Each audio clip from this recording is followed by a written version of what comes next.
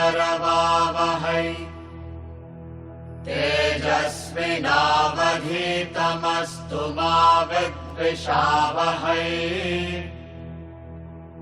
ॐ शान्ति शान्ति शान्तिः।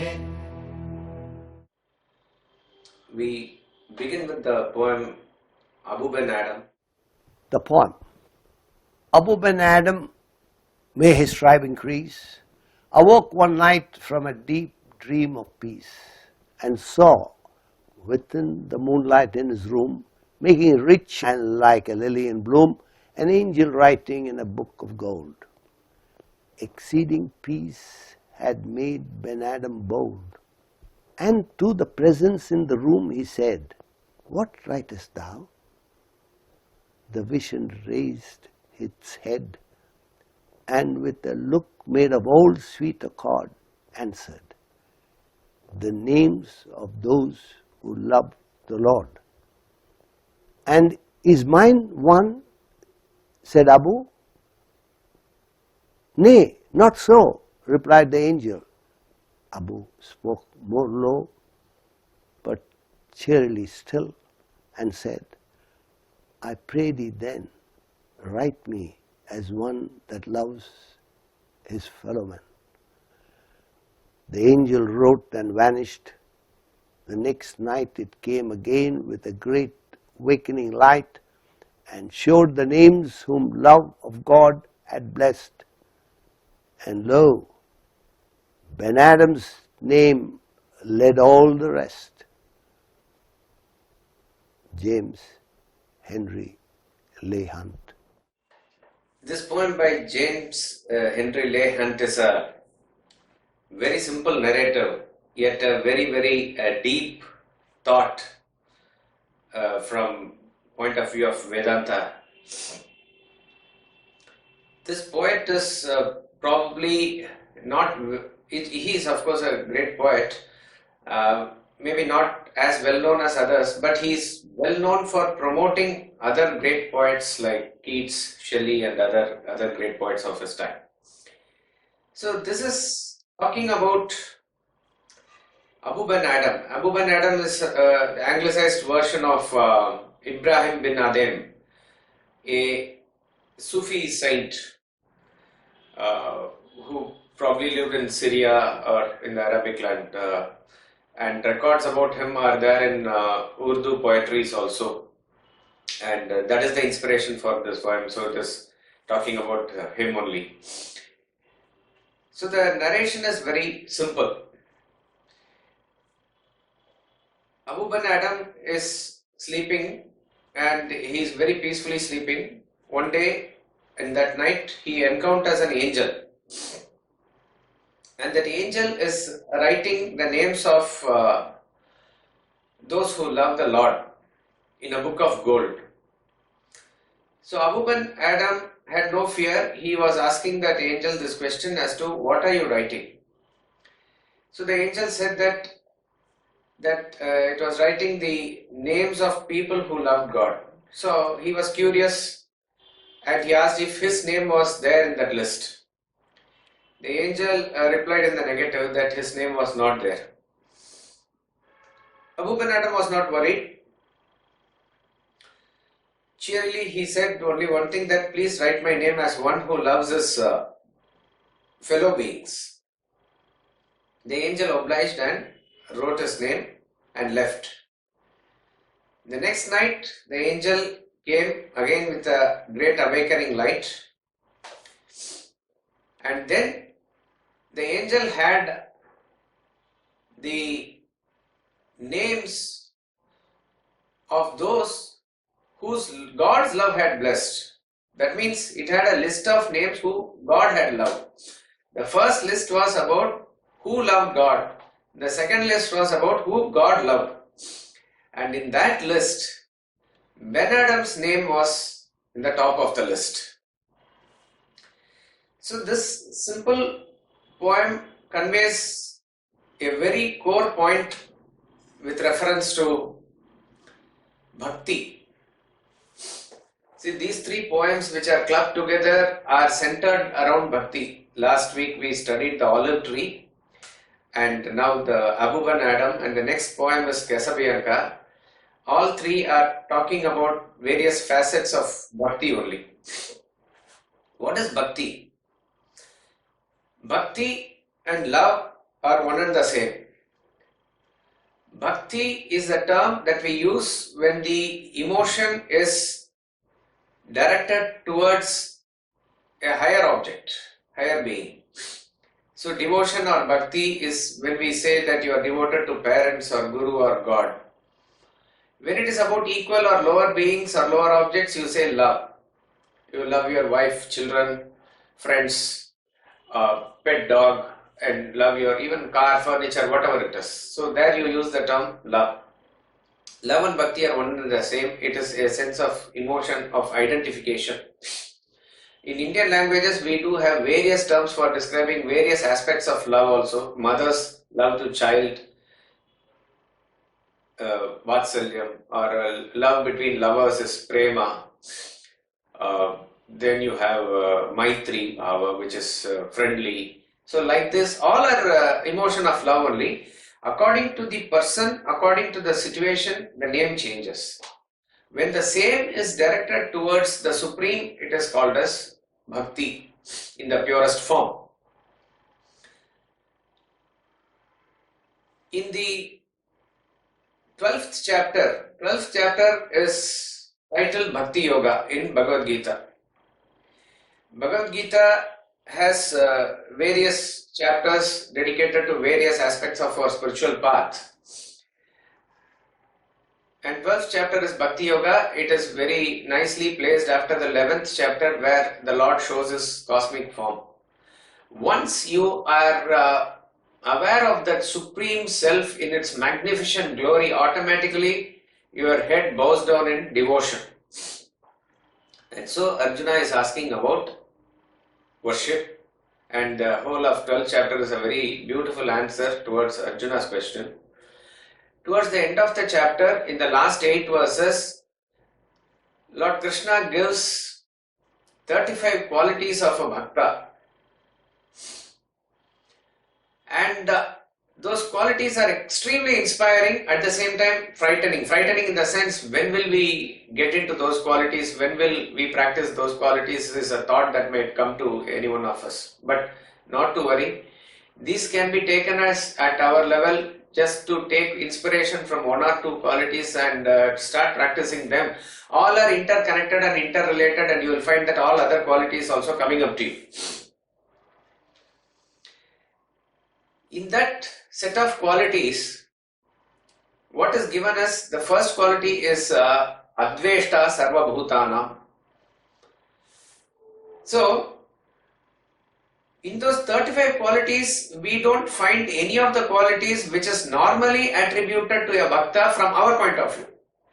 We see a bhakta as a person who is performing regularly rituals towards God, who may have this external vesha about him, like having a ash on his forehead and visiting temple or chanting Lord's name, Vishnu Sahasranam or various other texts, anything for that matter.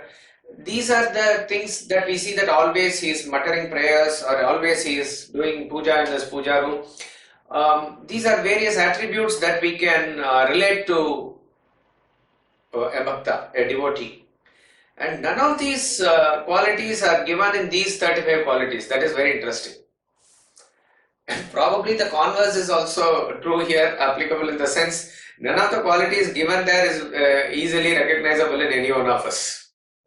So, what is that quality that he is talking about, and what is the type of bhakta that he is talking about? Is a bhakti in the highest and purest form.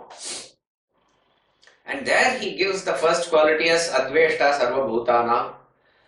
Adveshta Sarva Bhutanam means no hatred towards any being. Essentially, you can say love for all beings, which is correct also, but he puts it in the negative, saying that no hatred for any being. It is said that the strength of the chain is its weakest link. So it really does not matter also how much people, how many beings that you love, but that one person, one community, one religion, one species or any one creature also where you have that hatred, if you have that hatred, that determines the quality of your bhakti. So the chain is as strong as its weakest link only. So a person's bhakti is as strong as his this particular emotion that he has for that particular person or being only. So he has put it as Adveshta Sarva Bhutanam, that means an unconditional love for all beings, no hatred towards any being. And to clarify this further, that it is not a neutral position also, next quality he says Maitra. Maitra means a very friendly attitude. So he is not a statue as well. Wherever he opens up his heart and looks, there is a gush of emotion flowing towards that being, and that is unconditional love. So love is essentially unconditional.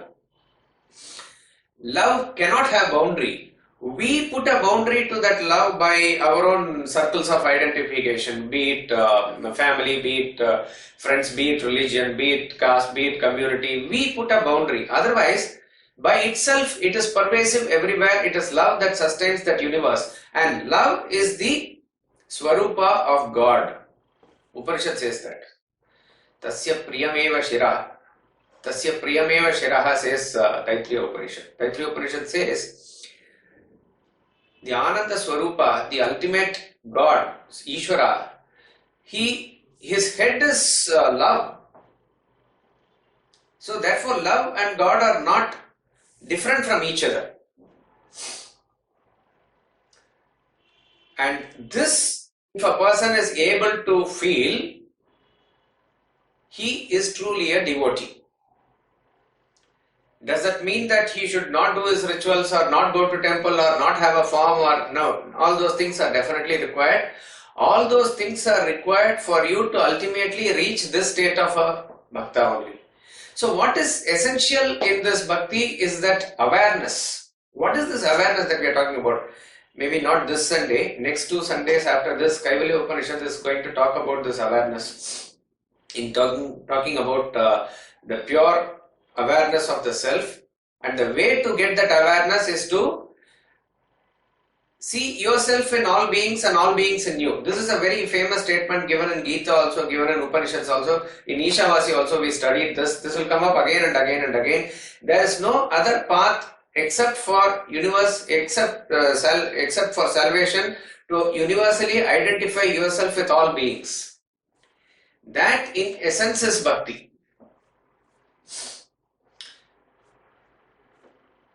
So it really does not matter how great our show of devotion is, but what really matters is your internal relationship with God, which probably He only will know, and that is what really counts. That is why in this poem, we'll just go through this poem. Abu Ben Adam, may his tribe increase, awoke one night from a deep dream of peace. May his tribe increase means may there be more people like Abu Ben Adam.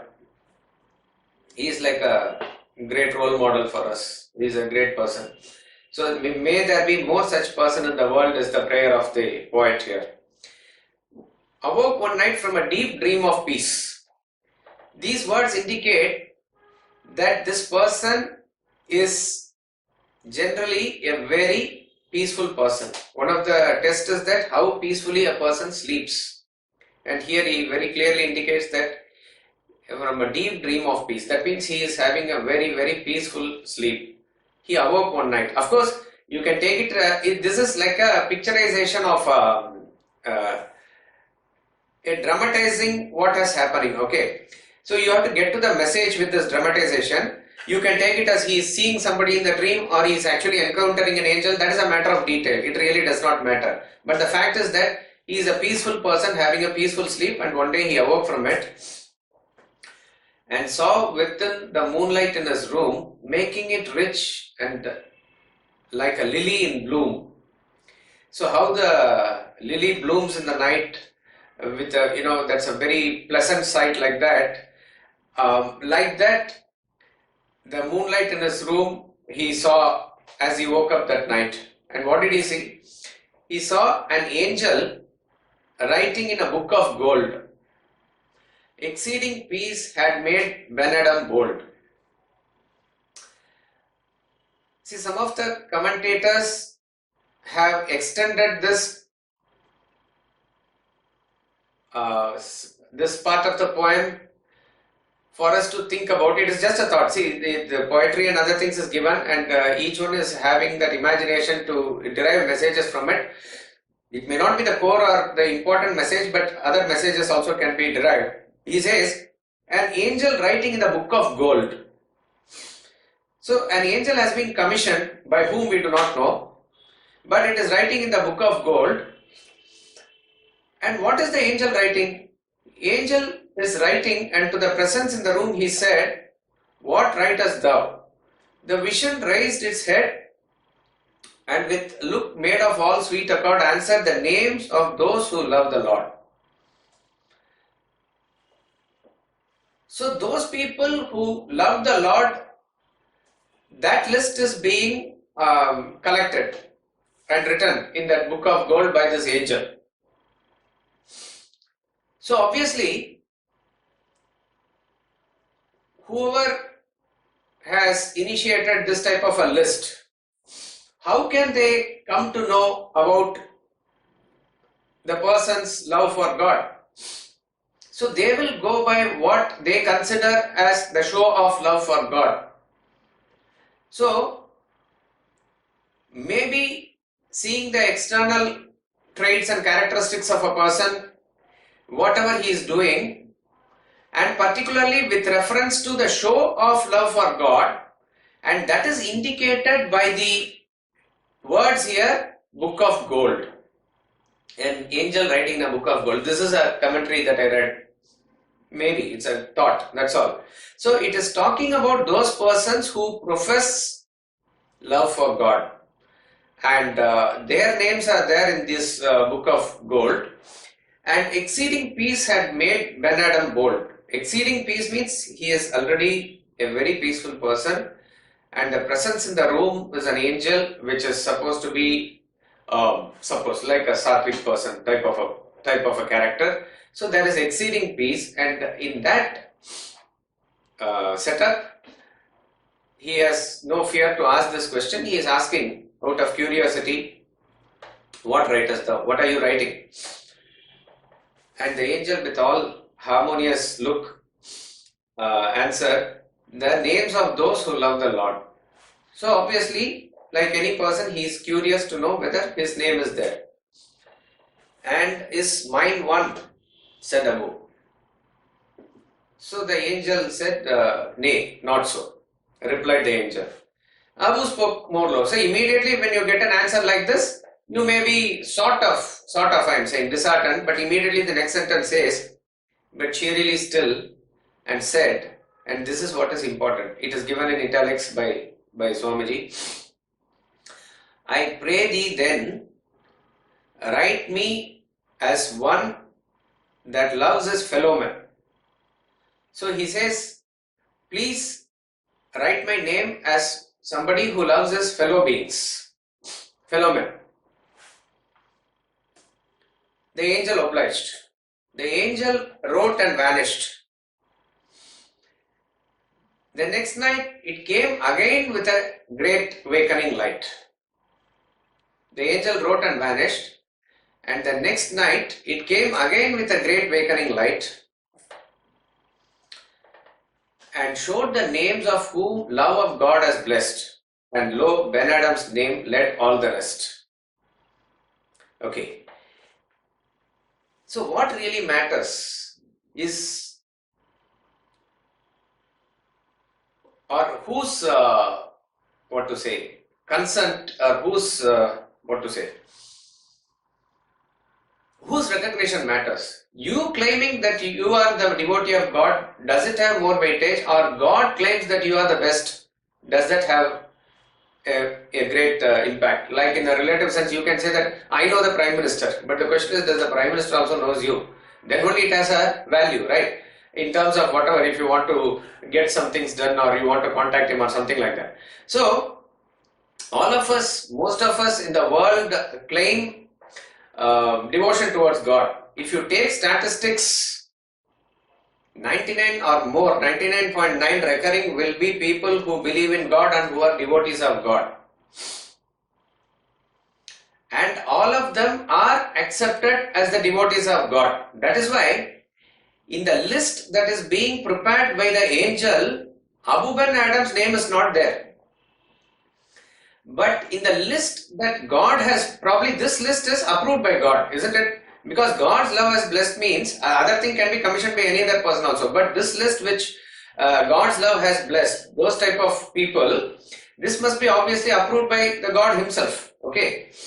And in that he says, Ben Adam's name led all the rest. That means he is at the top.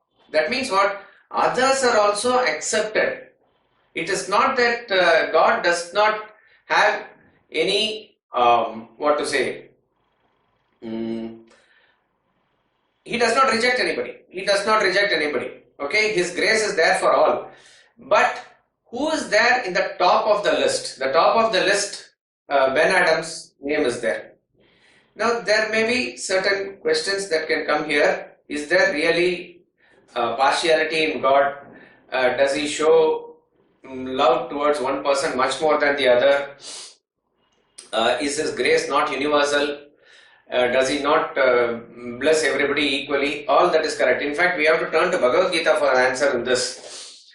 Because the portion that we quoted in the beginning, which is the 12th chapter Bhagavad Gita, and in the last portion of that, where he talks about the 35 qualities of Bhakta, in majority of those verses, he gives a chorus saying that Yo me Bhakta Same Priya, Yo me Bhakta Same Priya. That means that Bhakta is dear to me. That Bhakta is dear to me. That Bhakta is very close to me. Like that, he keeps on repeating verse after verse. Totally 8 verses are there. Maybe 6 out of 8 verses, he is saying only that.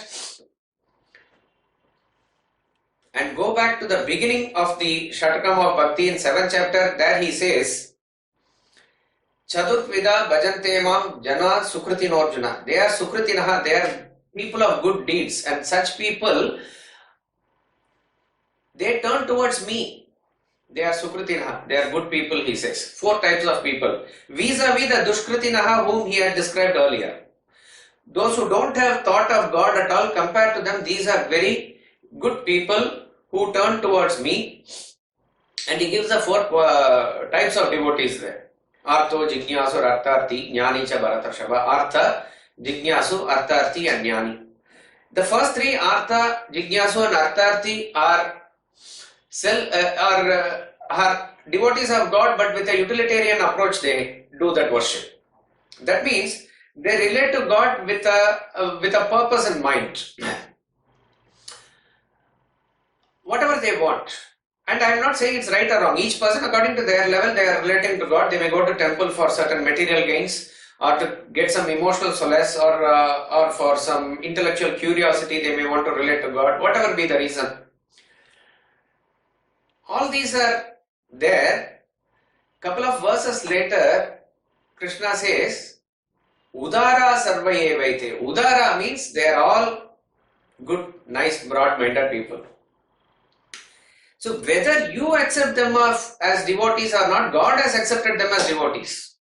He says, Udaraha sarvaye vaite. They are all nice people. They are all broad-minded people. Why? Even at the time of distress or anything, they are turning towards me. They are not bereft of my thought. They are always turning towards me for whatever reason. So all are udara sarvaye vete. But then Jnani to atmeva mimata. But Jnani is Jnani. Jnani is me. I am Jnani. We are so much bound to each other that we are one. So therefore, obviously there is a hierarchy there also. Now how does it work? It all depends on what basis that you keep your relationship with God.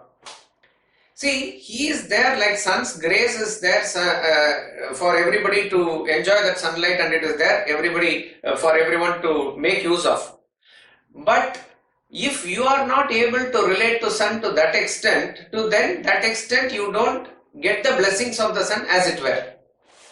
You put a thin covering over you, then to that extent you are stopping the sunlight. If you put a thick covering over you, then you are preventing the sunlight. A person who has opened up everything and he has dedicated himself only to sun, let us say, he gets all the blessings of the sun. So that is the relationship which is again corroborated in the 4th chapter of Gita also. Ye yatha mam prapadyante tam tataiva bhajamyaham.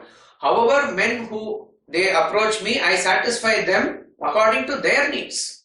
So a person who is seeking wealth, I satisfy them with that. A person who is seeking emotional solace, I have to satisfy with them that. A person who is seeking me, what will I do? I'll give myself only. So in that sense, the love of God is blessing those who value God the most in that sense. So therefore, it is very clear that God is neutral. God is a Sakshi of everything. His grace is available for all, but you are able to derive His grace according to your level, your status, your relationship. That is one aspect that we have to understand here. Second thing is, suppose if you literally take this poem and say that does God really love people? Is there a list like this and all?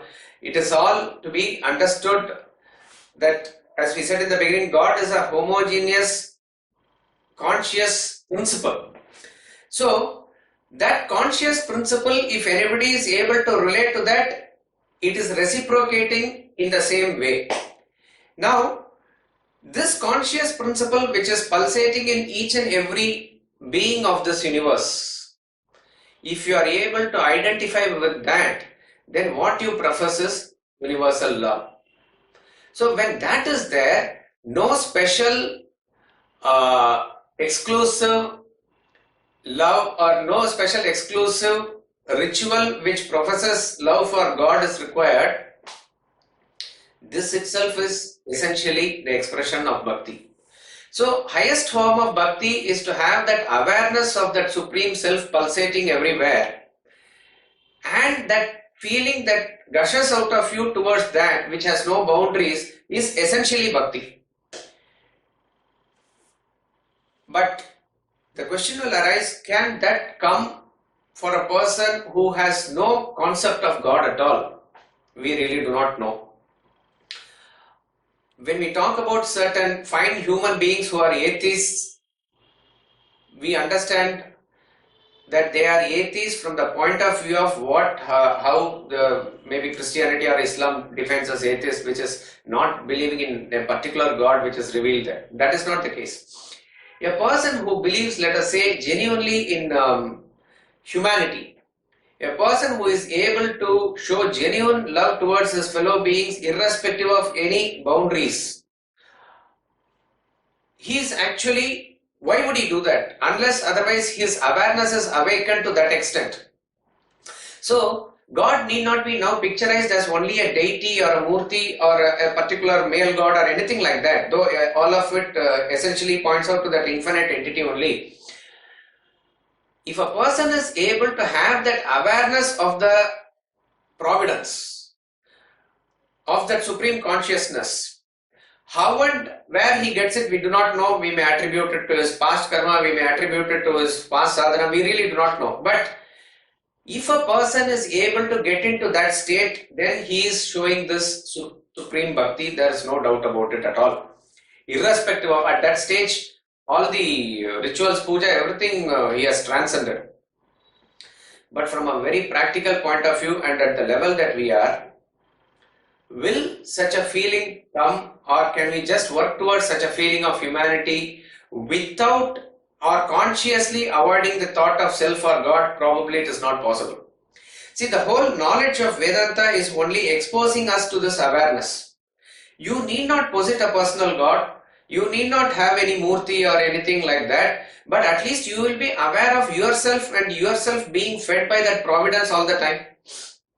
That is always there, that nobody can deny. So that benevolence which is there for us to enjoy, if we become more and more acutely aware of that, we will be aware of, we do not know, it will only culminate in possessing that providence there. So that once it comes, then you will find that that particular feeling permeates universally.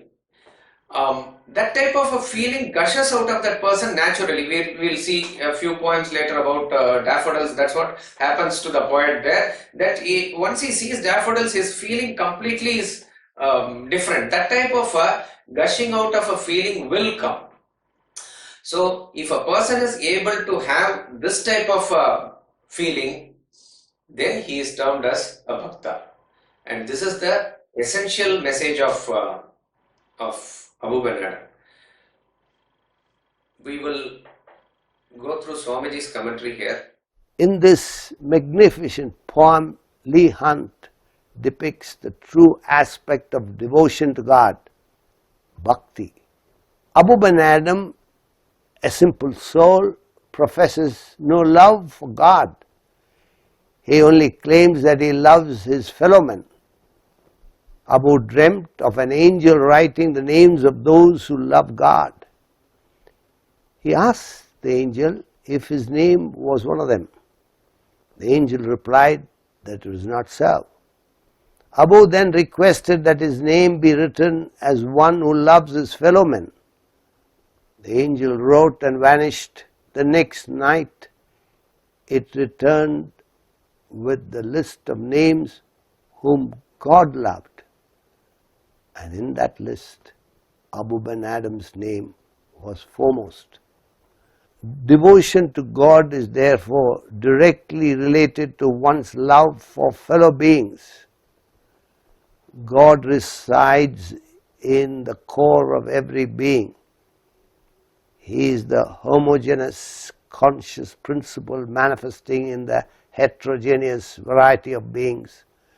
To recognize and worship Him in His universal expression is true devotion.